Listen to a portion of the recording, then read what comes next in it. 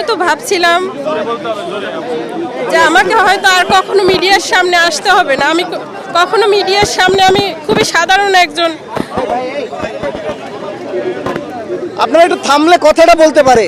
School teacher, so হয়তো কারো কাছে মনে হতে পারে আমার এই মিডিয়ার সামনে আসা বা কারো সিম্পিথি বা নেওয়ার জন্য না, বাট তারপরেও আমার এই মিডিয়ার সামনে আবারও আমাকে আসতে বাধ্য হলো এই 24 পরবর্তী বাংলাদেশে। আমি কখনো চিন্তা করি নাই যে এই বাংলাদেশে আমাকে আবার এই মিডিয়ার সামনে এইভাবে আসতে হবে।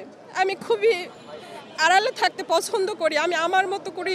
হয়তো আমার হাজবেন্ড রাজনীতি করে বা দেশের জন্য কথা বলে, সে তা লাইভ দেখছিলাম, তো আমি কখনো কল্পনাও করতে পারি নাই, স্তব্ধ হয়ে গেছি বলার, আমার এটা বর্ণনা করার মতো আমি ভাষা খুঁজে পাচ্ছি না যে এই বাংলাদেশে আমি আমার আমার ভাষা আমি প্রকাশ করতে পারতেছি না যে এই বাংলাদেশে নূরের উপরে এই ধরনের গত 8 বছরে ফ্যাসিস্ট আমলেও এতটা নৃশংসভাবে ন্যাক্কারজনক হামলা ওর উপরে হয় নাই। ডাকসুতে ওর উপরে অবশ্যই হয়েছে, সেটাও কম না, বাট সেটা ছিল আওয়ামী ফ্যাসিস্ট, ছাত্রলীগ, যুবলীগ, আওয়ামী লীগের আমলে। সেটা এই প্রশাসনের এই দেশে এই সময়ে এসে এভাবে ওর উপরে এই ধরনের আক্রমণ হবে, যা আমার কল্পনা অতীত। যখন আমি আসি ওর অবস্থা সেজন্যই ওর অবস্থাটার জন্যই আমার আবার আসা। আমি কখনো আসতে চাই নাই যে আমাকে আবার এই মিডিয়ার সামনে আসতে হবে, বাট ওর শারীরিক প্রথমে আমাদেরকে ডক্টর করছিলেন, আশ্বস্ত করছিলেন যে আমরা 36 ঘন্টা তাকে অবজারভেশন করে তারপরে একটা জানাবো, বাট ওর উপরে এতটা করা হয়েছে, আঘাত করা হয়েছে শারীরিকভাবে, ওর ব্রেইনে এবং নাকে চোয়ালে যে ইগুলা হয়েছে, ইন্টারনালিও অনেক ওর মেরুদণ্ডে।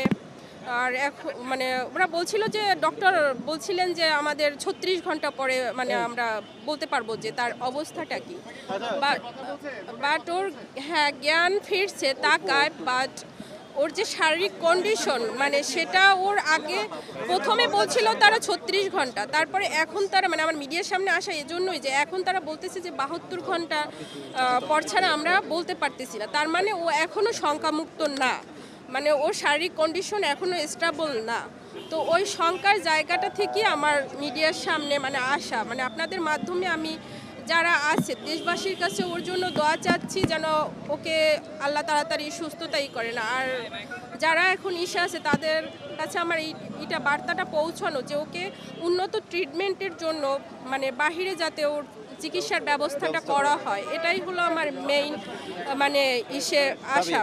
কারণ ওর গত যে 18 বছর, সেই 2018 থেকে 24 পর্যন্ত ওর উপরে যে পর্যায়ক্রমে যে হামলাগুলো হয়েছিল, তখন তো ফ্যাসিস্ট আমল ছিল। ওর ট্রিটমেন্টটাও আমরা ভালোভাবে নিতে পারি না, সেটা আপনারা গণমাধ্যম কর্মী যারা আছেন আপনারা ভালোভাবেই সেটা জানেন। হসপিটালে পালিয়ে পালিয়ে থেকে ওর ট্রিটমেন্টটা নেওয়া হয়েছিল, যার কারণে ওর ট্রিটমেন্ট ওই সময় শুধু হায়ার অ্যান্টিবায়োটিক দিয়ে ওর মোটামুটি একটা যে বলে পুরোপুরি ট্রিটমেন্টটা হয় নাই। সেই হামলার জন্য তো অবশ্যই বিচার চাচ্ছি, যে যারা দোষী তাদেরকে যেন অতি দ্রুত আইনের আওতায় আনা হয়, সঠিক বিচার।